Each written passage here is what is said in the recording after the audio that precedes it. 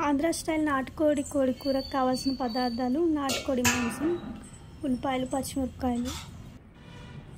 దీంట్లో మసాలాలకు కావాల్సిన పదార్థాలు: గసగసాలు, ధనియాలు, జీలకర్ర, దాల్చిన చెక్క, లవంగాలు, అల్లం, వెల్లుల్లి, ఎండు కొబ్బరి ముక్కలు.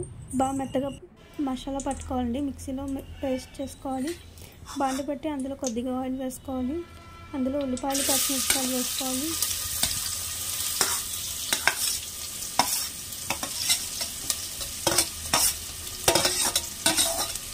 బాగా ఎర్రగా వేగనివ్వాలండి.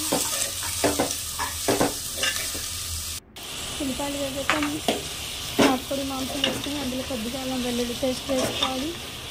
పచ్చివాసన పోయేదాకా వేయించుకోవాలి. 10 నిమిషాలు మగ్గనివ్వాలండి. అందులో కొద్దిగా మసాలా, ఇందాక మిక్సీ పట్టుకున్న మసాలా వేసుకోవాలి. మసాలా పేస్ట్,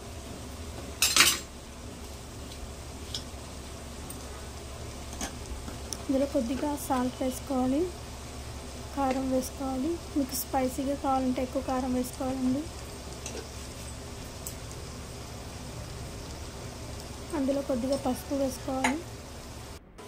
బాగా కలుపుకోవాలండి. ఒక 10 నిమిషాలు మగ్గనివ్వాలి.